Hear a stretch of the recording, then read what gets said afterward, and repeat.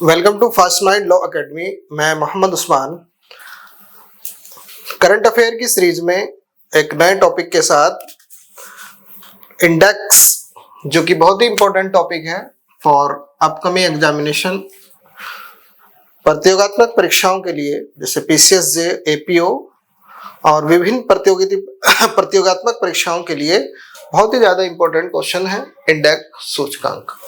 यहाँ से क्वेश्चन बनता ही है एग्जाम में, हर साल हर एग्जाम में यहाँ से क्वेश्चन पूछा जाता है, ठीक है ना।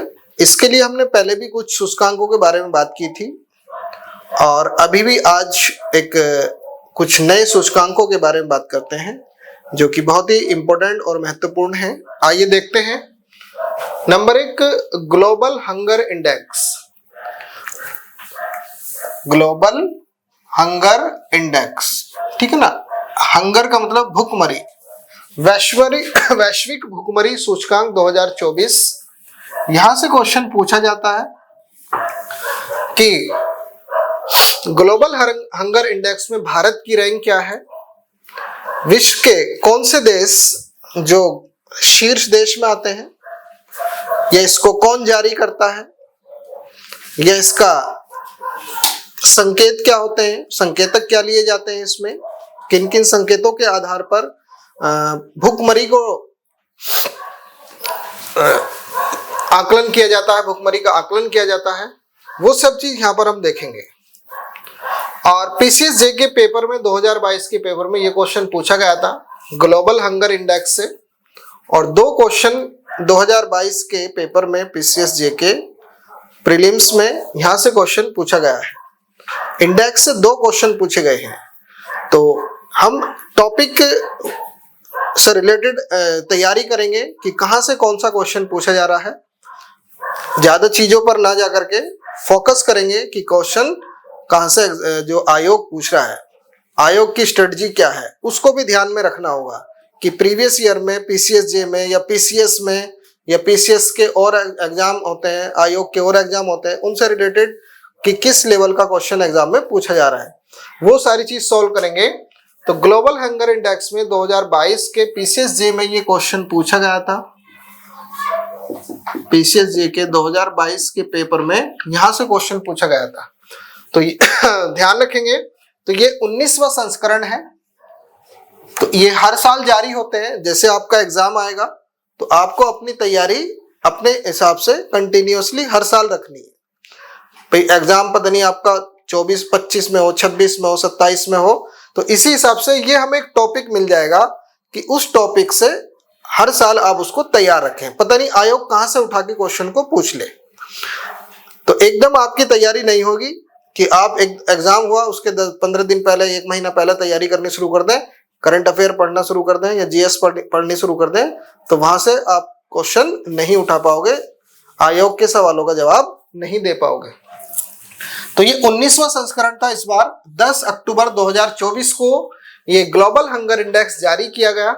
जारी कौन करता है इसको, जारीकर्ता का नाम पूछा जाता है एग्जाम में, क्योंकि कुछ मैंने इसको शॉर्ट किया है क्योंकि एक टॉपिक के 5, 7, 8 क्वेश्चन बन जाएंगे, तो यहीं से आयोग क्वेश्चन इन चीजों में से क्वेश्चन बनाएगा, तो हम उससे बाहर यहाँ पर आयोग नहीं जाएगा, क्योंकि हमें शॉर्ट टाइम में ज्यादा से ज्यादा क्या पढ़ना है। हमें concern world wide and wealth and hunger leaf द्वारा ये संयुक्त रूप से ये जारी किया जाता है।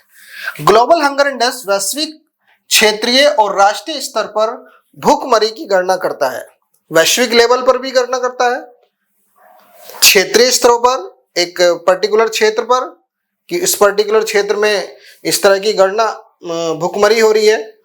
जैसे अफ्रीका कॉन्टिनेंट है, वहां का एक जैसे सहारा क्षेत्र हो गया, एक सहारा रीजन में आने वाले सभी देशों का एक आकलन कर लेता है, ठीक है ना। पूरे ग्लोब, पूरे वर्ल्ड वाइड भी उसका आकलन किया जाता है, किसी पर्टिकुलर देशों का भी आकलन उसमें किया जाता है हंगर के, ठीक है।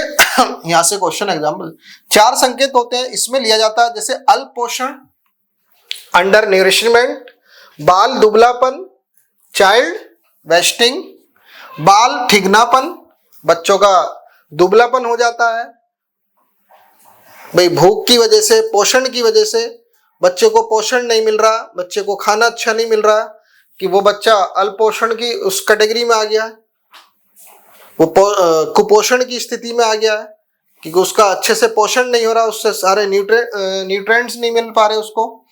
बाल दुबलापन हो जाता है, बाल बच्चों का दुबलापन या बच्चों का ठिगनापन, स्टंटिंग, चाइल्ड स्टंटिंग, उसमें देखा जाता है कि बच्चों की जो हाइट है वो नहीं बढ़ पा रही है।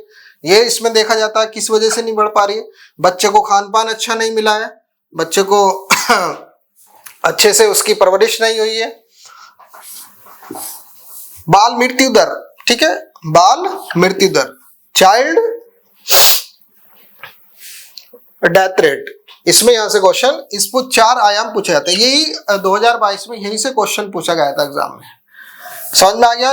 कुल देश इसमें इस बार 27 लिए हैं, ये ध्यान रखना है शॉर्ट में कि कितने देश लिए गए इसमें। ग्लोबल हंगर इंडेक्स 2024 के अनुसार जो इसमें लिखा, कोई भी देश, ये एक अच्छा संकेत है, कोई भी देश चरम भयावह स्थिति में नहीं है। ये आकलन लगाया गया concern world wide and world hunger लिफ ने ये बताया कि कोई भी देश जो है वो चरम भयावह स्थिति में नहीं है, कि उसको बिल्कुल भी खाना नहीं मिल रहा है, वो भूखमरी के शिकार हो रहे हैं या मर रहे हैं। तो इसके लिए यूएनओ की जो यूनाइटेड नेशन जो है वो बहुत बड़े एक प्रोग्राम चला रहे हैं, बहुत ज्यादा उसमें, जैसे अफ्रीका कंट्री है तो वहां पर भूखमरी की ज्यादा स्थिति है, तो वहां पर वर्ल्ड लेवल पर कि भूखमरी को खत्म किया जाए तो वहां से सहायता कार्यक्रम चलाए जा रहे हैं। वहां पर लोगों को पोषण की जो स्तर की जो चीजें हैं, खान पान की जो चीजें हैं, वर्ल्ड लेवल पर वो चलाई जा रही है। उन टॉपिक पर और दूसरे उसमें बात करेंगे, लेकिन अभी हमारा जो है वो इंडेक्स की बात है कि यहाँ से क्वेश्चन कैसे बनेगा। तो यहाँ पर कोई भी भयावह चरम स्थिति में कोई भी देश नहीं है। ये तो जीएचआई ग्लोबल हंगर इंडेक्स 2024 में 22 देश ऐसे हैं जिनको कोई भी रैंकिंग प्रदान नहीं की गई है, जैसे first rank, second rank, third rank, यहाँ पर ऐसी कोई रैंकिंग नहीं बनाई गई। इनमें से कुछ देश जैसे चिली है, चीन, Croatia, Kuwait, Latvia, Serbia, UAE, United Arab Emirates. तो ये देश ऐसे हैं कि ग्लोबल इनको 22 देशों की लिस्ट में रखा गया है कि इनको कोई भी फर्स्ट सेकंड रैंक तक, यानी कि 22 देश तक कोई भी रैंक प्रदान इनको नहीं की गई है, क्योंकि इनकी जो स्थिति है वो अच्छी है। यहाँ पर भूखमरी नहीं है, यहाँ पर लोगों को पोषण अच्छा मिल रहा है, यहाँ के बच्चों को पोषण अच्छा मिल रहा है। तो क्योंकि सारे आप देखते रहो ये सारे अच्छे कंट्री हैं, और यहाँ पर अंतिम स्थान जो है वो सोमालिया का है। ठीक है, यहां से क्वेश्चन बन जाएगा क्योंकि ग्लोबल हंगर इंडेक्स 2024 में, ठीक है, हर साल ये रैंक जारी होगी, 24, 25, 26 ऐसी चलता रहेगा। तो आपको एक टॉपिक मिल गया, इस टॉपिक को आप पकड़ के चलेंगे। तो जहां भी आपको अखबार में लिखेगा, मैंने बताया थी करंट अफेयर 2 तरीके से आप बना के चलेंगे उस पर अपनी, कि जैसे आप अखबार पढ़ेंगे या जैसी कोई मैगजीन पढ़ेंगे तो वहां से आपको ये टॉपिक मिल रहा, तो वहां से अपना नोट्स तैयार करते चलेंगे। ठीक है, टीचर भी आपको कराएंगे, सारी चीज आपको कराई जाएंगी, लेकिन जैसे आप डेली करंट अफेयर पढ़ रहे हैं, डेली चीजें कवर कर रहे हैं, तो अपने आप से भी आपको वो चीजें कवर करके चलनी है, अपना नोट्स भी आपको तैयार करके चलना है। क्योंकि आप जब अपना नोट्स खुद से तैयार करते हैं तो आप दूसरे छात्र होते हैं जो आपके प्रतियोगी उसमें खड़े हैं, कंपटीशन में आपके, तो कंपटीशन तो उससे आप अलग होकर चलेंगे। 2-4 लाइन आपने फालतू लिख ली, 2-4 लाइन आपने अच्छे से कर ली। जब आप कोई चीज अपने आप से लिखते हैं तो आप बहुत अच्छे से उसको याद भी कर लेते हैं और आपकी वो प्रॉपर्टी बन जाती है। तो इस तरीके से जो सफल विद्यार्थी होते हैं वो ऐसा करते हैं। मैं आपको वही चीज बताऊंगा जो सफल विद्यार्थी करेंगे, जो सक्सेस स्टूडेंट चीजें को करते हैं। सारा सिलेबस ही याद नहीं करना होता, सिलेबस ही नहीं पढ़ना पड़ता, कुछ बातें ऐसी होती हैं टीचर की जो बीच बीच में हम आपको बताते रहते हैं, और भी टीचर जो गुरुजन हैं आपके वो भी बताते रहेंगे। तो वो पॉइंट्स जो है उन्हें पकड़ के चलो, उन्हें पॉइंट्स को बना लो। अगर वो चीज आपने फॉलो करनी शुरू कर दी तो आप बहुत अच्छे से उसमें कवर कर पाएंगे। सारा सिलेबस का कंप्लीट करा दिया और आपको तरीका नहीं बताया पढ़ने का, पकड़ने का, उसको नोट्स बनाने का, तो वो चीज एक अधूरी रह जाती है। तो कुछ चीज आपकी अधूरी रह जाएंगी अगर आप फॉलो नहीं करेंगे। अंतिम स्थान सोमालिया का, जिसको 127वीं रैंक मिली है। कुल देश मैंने बताया था कितने इसमें 127, 127 कंट्री इसमें है। ठीक है, देखो सारे पॉइंट्स इसमें क्लियर हो रहे हैं। ग्लोबल हंगर इंडेक्स से यहां से बाहर क्वेश्चन नहीं जाने का, यहां से बाहर आयोग इसमें नहीं जाता है और यहां तक ही क्वेश्चन पूछता है। भारत की जो रैंक है वो 105वीं है। यहां से क्वेश्चन बनता है कि इसमें भारत की रैंक कितनी है। भारत की जो रैंक है वो 105वीं है। ग्लोबल हंगर इंडेक्स जो स्कोर भारत का 27.3 है। स्कोर वैसे कभी पूछता नहीं है, लेकिन फिर भी एक याद कर लेना। तो स्कोर जो है भारत का 27.3 है। भारत की जो रैंक है वो 105वीं है, और जो कि बड़ी गंभीर स्थिति की बात है। तो भारत जो है भुखमरी की गंभीर स्थिति में है, ये एक सोचने वाली बात है। ठीक है, यहां पर सोचें, इस पॉइंट पर रुके, थोड़ा सा समझे इस बात को। आप एक जज बनने जा रहे हैं, ठीक, आप एक वकील बनने जा रहे हैं, सरकारी वकील बनने जा रहे हैं, ठीक है, आप एक अधिकारी बनने जा रहे हैं। तो भुखमरी की गंभीर स्थिति या ऐसे ऐसे पॉइंट्स आपसे क्यों पूछे जा रहे हैं कि आप एक आम आदमी से एक खास आदमी यानी कि एक कैसे बने, और आपकी सोच क्या है, आप किस लेवल का सोचते हैं। तो यहाँ पर ये पॉइंट्स आपको ध्यान में रखने होंगे। ठीक है, तभी तो आप एक आम से खास बनेंगे। ठीक, मेहनत करेंगे तो इंशाल्लाह जरूर आप खास बनेंगे। तो हमने देखा ग्लोबल हंगर इंडेक्स में यहां से क्वेश्चन पूछा जाएगा। अब बहुत सारे इंडेक्स होते हैं, करीब 20-25 इंडेक्स हैं, सारे कवर हो जाएंगे और बहुत अच्छे से आप यहां से एक क्वेश्चन आपका एग्जाम में बन जाएगा। तो हर टॉपिक से इसी टाइप के क्वेश्चंस बनते रहेंगे और हम उसमें स्टडी अच्छे से कराते रहेंगे आपको। नेक्स्ट क्वेश्चन, वैश्विक नवाचार सूचकांक, ग्लोबल इनोवेशन इंडेक्स। इनोवेशन, नवाचार, नवाचार का मतलब इनोवेट होना, यानी कि इनोवेशन करना, कुछ चीजें नई सोचना, नए विचार उत्पन्न करना।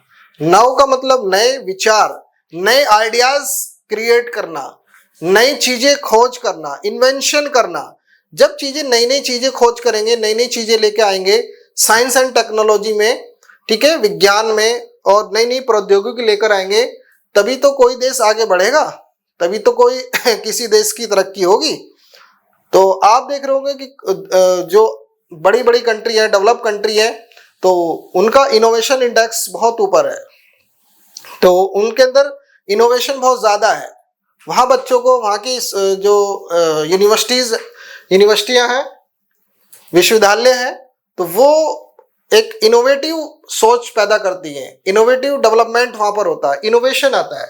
तो वैश्विक देखा गया कि वैश्विक सूचकांक में, नवाचार सूचकांक 2024 में भारत की रैंक क्या है।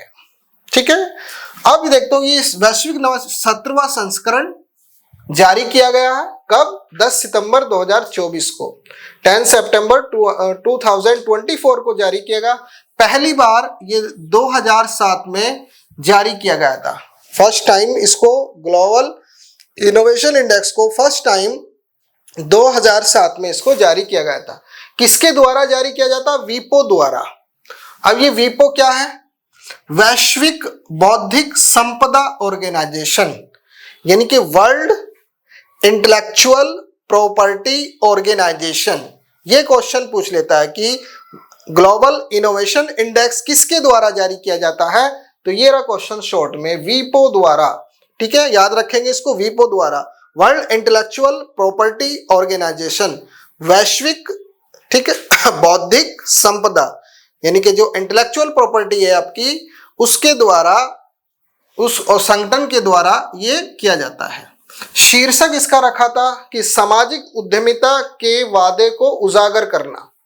जो सामाजिक उद्यमिता है, सोशल एंटरप्रेन्योरशिप है, उसके वादे को उजागर करना। कि जब इनोवेशन होगा तभी तो एक उद्यमिता बढ़ेगी, नए नए विचार आएंगे, नई नई चीज आएंगी, नए मार्केट में नए इनोवेशन होंगे, साइंस एंड टेक्नोलॉजी, नई नई विज्ञान और प्रौद्योगिकी में नए विचार आएंगे, नई खोजें होंगी, तभी तो एक सभी को फायदा होगा, उस देश को भी फायदा होगा और उसको रिलेटेड अन्य देशों को भी फायदा होगा।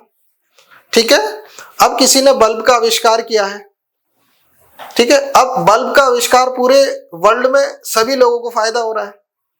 ठीक है, थॉमस एडिसन ने आविष्कार किया था। तो थॉमस एडिसन ने जब आविष्कार किया, ये कोई सोचेगा इसका मुझे ही फायदा हो, नया आइडिया, नया विचार आया, उस पर रिसर्च की, बहुत प्रयास किए, तो आप देखो अब बल्ब के आविष्कार से पूरी दुनिया जगमगा रही है, पूरी दुनिया में एक रोशनी हो गई है। क्लियर? तो कुल देश इसमें 133 लिए गए हैं और GII में ग्लोबल इनोवेशन इंडेक्स 2024 में स्विट्जरलैंड, स्वीडन और यूएसए को, स्विट्जरलैंड इसमें पहला स्थान रखता है। फर्स्ट रैंक जो है वो स्विट्जरलैंड को मिली है और सेकंड रैंक स्वीडन को, ठीक है, और यूएसए को। अब मैंने बताया देखा, जो यूरोप वाले जो देश हैं, यूरोप की जो कंट्री हैं, वो हर इंडेक्स में, हर सूचकांक में ऊपर रहती है। आ रहा है आपको एक कॉमन चीज मिल रही है, स्विट्जरलैंड, इसकी राजधानी बर्न है, Sweden Stockholm, USA United state of America, capital Washington DC, Washington DC. ठीक है, अब भारत की रैंक इसमें 39वीं रैंक है। ठीक है, चलो ये बहुत अच्छा है। ठीक, यहां पर 133 देशों में भारत की रैंक 39वीं रैंक है। पिछले वर्ष ये 40वीं थी, थोड़ा सा इजाफा हुआ है। क्या हुआ है? थोड़ा सा सुधार हुआ है भारत की रैंक में, एक रैंक का, एक नंबर का सुधार हुआ है।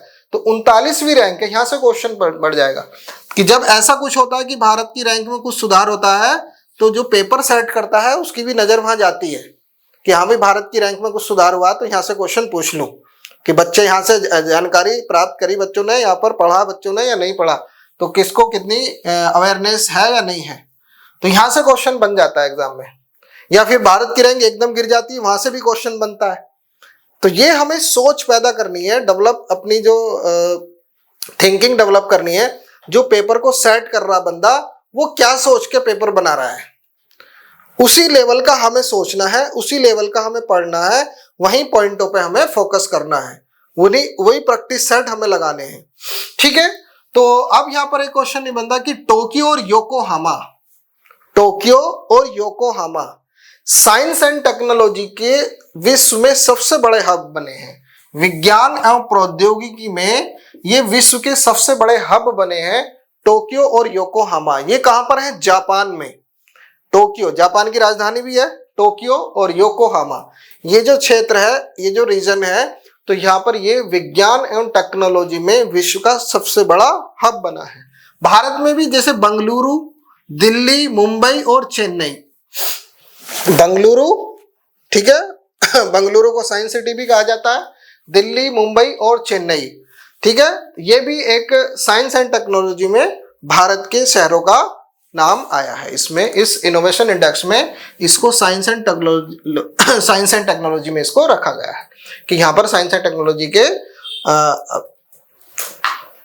बढ़ोतरी यहाँ पर हो रही है। ठीक है, अब आता है वैश्विक नवाचार सूचकांक के बाद इससे रिलेटेड है क्वेश्चन, सतत विकास रिपोर्ट 2025, सस्टेनेबल डेवलपमेंट रिपोर्ट 2025। अब ये लिखा हुआ सतत विकास, सस्टेनेबल डेवलपमेंट, अब इसका क्या मतलब हुआ है? देखो, जहां भाई जो इंडेक्स है वहीं से क्वेश्चन निकलेगा, वहीं से उसकी डेफिनेशन निकलेगी। जैसे इनोवेशन की डेफिनेशन वहीं से निकली, ग्लोबल हंगर की डेफिनेशन वहीं से निकली, उसी में से निकाल के दिखाया। तो थोड़ा सा क्रिएटिव माइंड भी होना चाहिए। ठीक है, जीएस रटने वाला सब्जेक्ट नहीं है, जीएस रटने वाला सब्जेक्ट नहीं है, समझने वाला सब्जेक्ट है, और थोड़ी सी क्रिएटिविटी भी होनी चाहिए। जब आप चीजों को समझ लेंगे तो आपके अंदर एक समझ पैदा होगी और आप उसको अच्छे से कवर कर पाएंगे, अच्छे से उसको समझ पाएंगे। सतत विकास रिपोर्ट, यहां से क्वेश्चन एग्जाम में बनता है, सस्टेनेबल डेवलपमेंट रिपोर्ट 2025। सतत का मतलब होता है ऐसा विकास, ठीक है भाई, डेवलप हो रहा है, डेवलप करे जा रहे हैं, खूब दोहन करे जा रहे हैं, पूरी अर्थ का हम दोहन कर रहे हैं, खूब निकाल रहे हैं, खूब पानी का दोहन कर रहे हैं, खूब मिट्टी का दोहन कर रहे हैं, खूब वनों को काटा जा रहा है, तो ऐसे चीजों को हम कर रहे हैं। तो हमें विकास तो, डेवलपमेंट तो करना चाहिए भाई, जनसंख्या बढ़ रही है तो डेवलपमेंट होगा, चीजें चाहिए हमें, घर भी चाहिए, मकान भी चाहिए हमें, और रोजगार भी चाहिए हमें, इंडस्ट्री भी चाहिए, सारी चीज चाहिए, तो हमें डेवलपमेंट तो करना पड़ेगा। नहीं तो हम आदिवासियों की तरह जिंदगी तो जीने नहीं अब भाई। जैसे जैसे जनसंख्या बढ़ रही है वैसे वैसे हमें डेवलपमेंट की भी जरूरत पड़ती है, हमें रोड बनाने की भी जरूरत पड़ती है, हमें बड़ा बड़ा इंफ्रास्ट्रक्चर बनाने की जरूरत है, हमें जहाज बनाने की भी जरूरत है, हमें पानी का जहाज बनाने की भी जरूरत है। तो उसके लिए खनिज संसाधन लगते हैं, सारी चीज लगते हैं। तो ये डेवलपमेंट है। पहले हम बैलगाड़ी से चलते थे, पहले हम आज हम हवाई जहाज में चल रहे हैं। तो क्या ये एक डेवलपमेंट है? डेवलपमेंट तो हमें करना चाहिए, लेकिन कैसा डेवलपमेंट? सतत विकास, सस्टेनेबल डेवलपमेंट। ठीक, इसकी आगे भी क्लास आएगी एक, जब आप उसमें पढ़ेंगे एक एनवायरमेंट वाले पेपर उसमें चैप्टर में ये सारा चीज आपको पढ़ाई जाएगा। लेकिन यहाँ सिर्फ हम इंडेक्स की बात कर रहे हैं। लेकिन थोड़ा सा इसको बता दो कि क्योंकि चीजों का पता नहीं होता कि उसको रट लेंगे, रटने से कोई फायदा नहीं। तो सतत विकास जो है, ऐसा विकास करना है, इसको ध्यान में रखेंगे कि ऐसा विकास करना है कि जो हमारा पीढ़ी दर पीढ़ी चलता रहे, जैसे हमारी आने वाली पीढ़ी को भी उसका लाभ मिले। अब जैसे आपने पेड़ों को काट दिया, पेड़ों को काट के पूरी अर्थ से खत्म कर दिया, तो आने वाली पीढ़ी को क्या मिलेगा? ग्लोबल वार्मिंग खत्म हो जाएगा, सब कुछ क्या हो जाएगा? सब खत्म हो जाएगा। तो ऐसा विकास करना, हमें ऐसा डेवलपमेंट करना है कि हमारी पृथ्वी के जो संसाधन है, जो हमारी अर्थ के जो रिसोर्सेज हैं, वो बचे रहें। अब हमने सारा चीज खा पी के सब चीज खत्म करके चले जाएंगे इस पृथ्वी से, तो हमारी जो आने वाली जो जनरेशन है उन्हें क्या मिलेगा? तो वो तो परेशान हो जाएंगी, वो तो खत्म हो जाएंगी, अस्तित्व मिट जाएगा अर्थ का। तो इसलिए ऐसा जो सस्टेनेबल डेवलप करना है, उसको सतत विकास करना है, तो वो आगे भी पीढ़ी दर वो पीढ़ी चलता रहे। तो ये नहीं कि सारी चीजें खत्म करके अभी चले जाएंगे, अभी खत्म कर देंगे। पानी है, पानी का जो दोहन है वो ऐसे करना है कि जिससे हमें अपनी जरूरतें पूर्ति हो और हमारे आने वाली पीढ़ी के लिए भी बचा रहे। उसको प्रदूषित नहीं करना है। भाई पानी है, पानी का आप क्या करते हैं? यूज करते हैं, खाने में, पीने में, नहाने में, सारी यूज करते हैं। फिर उसमें केमिकल मिला देते हैं, वहां पर उसका इंडस्ट्री का केमिकल डाल दिया, तो उसका वो डाल दिया, प्रदूषित कर दिया। अब पानी का प्रदूषण हो जाएगा, उसमें रासायनिक तत्व मिल जाएंगे, तो क्या होगा? तो वो आने वाली पीढ़ी के लिए तो अच्छा नहीं होगा, खत्म हो जाएगा, पानी का प्रदूषण दूषित हो जाएगा। तो क्या होगा? हमें आने वाली पीढ़ी को भी पानी देना है। तो इसलिए हम खुद भी पिए, खुद भी उसका डेवलपमेंट करें, आगे भी आने वाली पीढ़ी के लिए भी बचा रहे। इसीलिए सतत विकास रिपोर्ट ये इसमें इसको जारी किया गया है। तो ऐसा डेवलपमेंट करें हम। तो ये 19वां संस्करण जारी किया गया था। वर्ष 2015 में इसकी शुरुआत की गई थी कि यूएनओ के, यूनाइटेड नेशन के सदस्य देशों द्वारा 193 मेंबर हैं इसमें। यूएनओ में कितने मेंबर हैं ये पता होना चाहिए। वैसे तो आपको सारी जो इंटरनेशनल ऑर्गेनाइजेशन वाली सारी क्लास होगी तो सब कवर हो जाएगा आपका। क्वेश्चन यहाँ से एक बनता जरूर, अंतर्राष्ट्रीय संगठन से एक क्वेश्चन एग्जाम में जरूर पूछा जाएगा, तो यहाँ से क्वेश्चन आएगा। तो यूएनए सदस्य जो है, यूएन के, यूनाइटेड नेशन के जो सदस्य हैं, सदस्य देशों द्वारा सतत विकास हेतु 2030 एजेंडा अंगीकृत किया गया था कि एक ऐसा एजेंडा कि 2030 तक ये लक्ष्य पूरा हो। तो इसके लिए 17 लक्ष्य निर्धारित किए गए थे, 17 गोल्स बनाए गए थे कि 17 लक्ष्य इसमें निर्धारित किए गए थे। कुछ 17 लक्ष्य इनसे क्वेश्चन बन जाता है एग्जाम में, वो दूसरी क्लास में सारे पढ़ाए जाएंगे आपको। ठीक, करंट अफेयर में आप इतना ध्यान रखेंगे कितने लक्ष्य हैं इसमें? 17। SDG 17 कहा जाता है इसको। 17 लक्ष्यों को इसमें रखा गया है। जैसे कुछ बता दूं, भूखमरी को समाप्त करना, जीरो हंगर, यानी कि जो भूखमरी है उसको खत्म करना है, इसमें रखा गया, इसका लक्ष्य रखा गया है। और शिक्षा को बढ़ावा देना, एजुकेशन को बढ़ावा देना है, पर्यावरण को बचा के रखना है। इस तरह के यहाँ पर इसमें लक्ष्य रखे गए हैं। 2030 तक इसको प्राप्त करना था। 24 जून 2025 को United nation sustainable development solution network द्वारा ये जारी की गई और इसका शीर्षक रखा गया था फाइनेंसिंग सस्टेनेबल डेवलपमेंट 2030। कुल देश इसमें 167 लिए गए थे। 0 से 100 तक इसमें स्कोर किया गया है। 0 से 100 तक इसमें स्कोर किया जाता है। अब शीर्ष 3 देश तो इसमें आगे बढ़ रहे हैं, इन गोल्स को आगे बढ़ रहे हैं, करने में सफल हो रहे हैं। Finland, Sweden, Denmark. देखो सारे यूरोप के फिर आ गए, तो फिनलैंड, स्वीडन और डेनमार्क। नंबर 1 जो है वो इसमें 2025 में जो रिपोर्ट में आया है सबसे ऊपर जो देश आया फिनलैंड आया। तो इसकी राजधानी Helsinki, Sweden Stockholm, Denmark Copenhagen. ये कैपिटल भी साथ साथ याद करते हुए चलें क्योंकि कैपिटल से क्वेश्चन बनेगा, आपको पता होना चाहिए। अंतिम स्थान पर आया सूडान, दक्षिण सूडान। सूडान भी दो है, एक सूडान एक साउथ सूडान, क्योंकि साउथ सूडान जब वो अलग हो गया था 2012 में सूडान से काटकर दक्षिण सूडान को अलग कर दिया गया था। इसकी राजधानी जुबा है, ध्यान रखेंगे। और ये यूएनओ का, यूनाइटेड नेशन ऑर्गेनाइजेशन का, यूएनओ का 193वां मेंबर भी है। सबसे लेटेस्ट कंट्री भी यही है अभी तक, सबसे लेटेस्ट देश भी यही है, सूडान, दक्षिण सूडान। ठीक है, 167वीं रैंक इसकी है। भारत की जो रैंक है वो 99वीं रैंक है इस बार, 99 रैंक इस बार भारत की है इसमें 25 में। और 2024 में जो रैंक थी 109वीं, यानी कि भारत की जो स्थिति में सुधार हुआ है। तो सस्टेनेबल डेवलपमेंट गोल्स जो है उनको प्राप्त करने में भारत की जो स्थिति है कुछ अच्छी हुई है और सुधार हुआ है। तो यहाँ से क्वेश्चन एग्जाम में बन जाएगा। ठीक है,